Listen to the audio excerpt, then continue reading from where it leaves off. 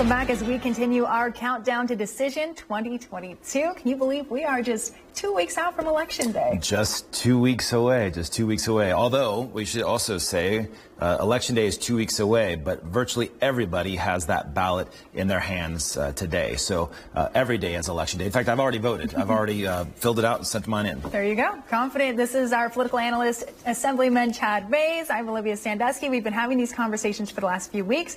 We're getting ready for what's coming up on November 8th. Now, over the last few weeks, we've talked about the propositions that are on your ballot, and we've covered a few of the local races. But tonight, we kind of want to just talk about those statewide races. And I don't know if you've noticed as well. Well, yeah, we've talked about this a little bit. We've seen so many political ads for our local races. It's been what everyone seems to be talking about. These statewide ones, we feel like I haven't got any mailers in anything in my mailbox, nothing on TV.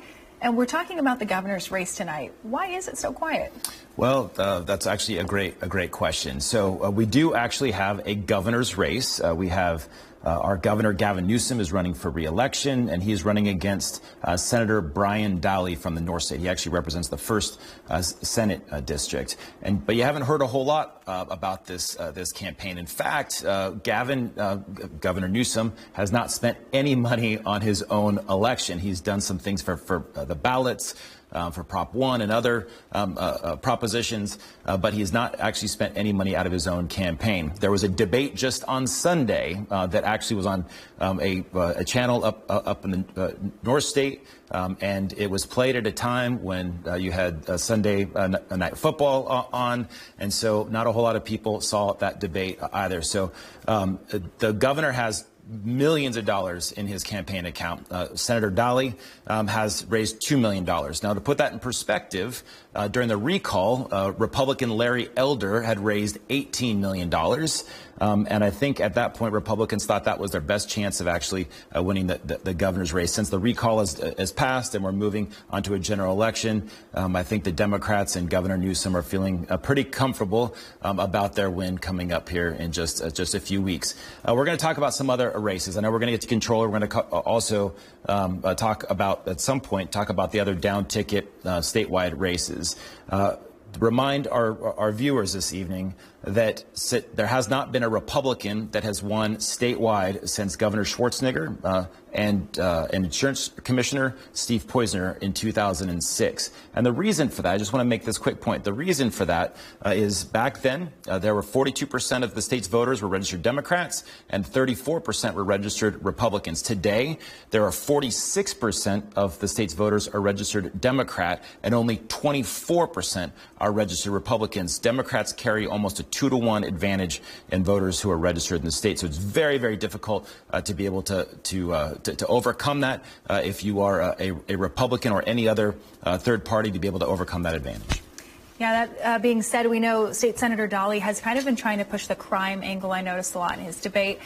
Do you see any edge or any momentum that may possibly grow for the Republican Party? You're mentioning how the tide has kind of shifted. It's the 3rd governor election that we've had in the last 4 years.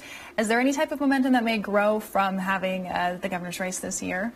Well, I think there's a lot of hope by a few that was going to be the case. Crime is rising. We hear that all the time in our communities. Cost of living and the unaffordability of California is very real. You see that in poll after poll that Californians feel that way.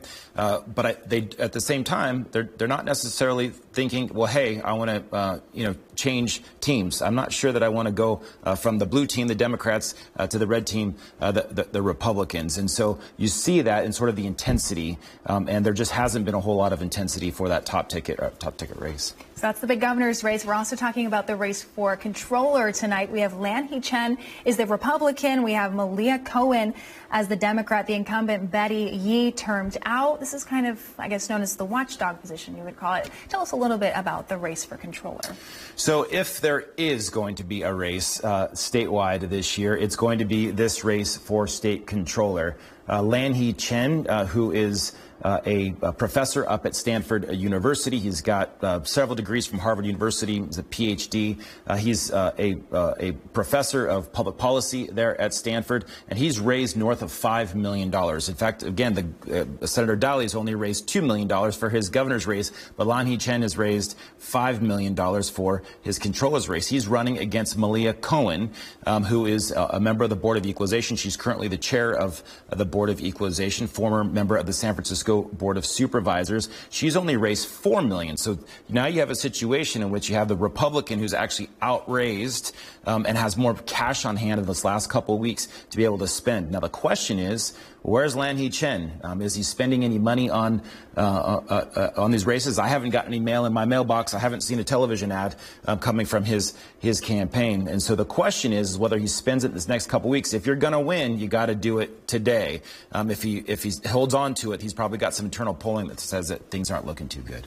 And when you are getting that ballot and you're looking at controllers, what are some of the deciding factors? What are things that people are considering? Am I voting Republican or am I voting Democrat for the position of controller? Well, as you said, the controller position is really the watchdog, although the controller's job is actually to write all the checks. So if you've gotten a check from the state of California, it's usually Betty Yee's name on there because she's the controller. They also have, the controller has the ability to be able to audit state government. And that's really the powerful tool that is there. So the question would be, do the people of California believe that a Republican might be better off in having that position to be able to be a watchdog over the Democrats that control every other statewide office? I think it's an uphill battle.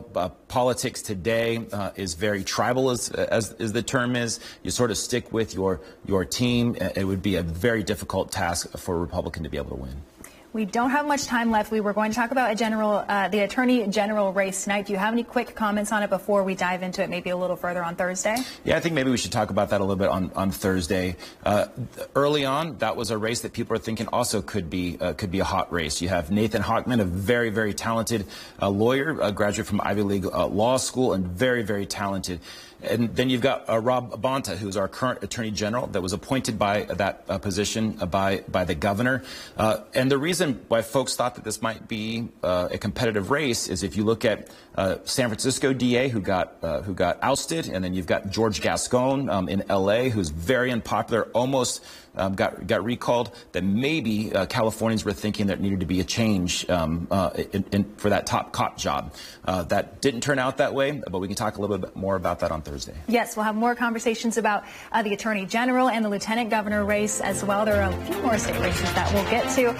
On Thursday, I won't be here. I'm leaving tomorrow. I've got to go off to my wedding, but Tim will be here. Congratulations. Congratulations. It's exciting. Very exciting. It is exciting. We're juggling a lot, but Tim will be here. He'll be continuing these conversations with our political analyst, Chad May. So that's Thursday, getting you ready for the big vote, November 8th, just 2 weeks away. We're back after this break. Stay with us.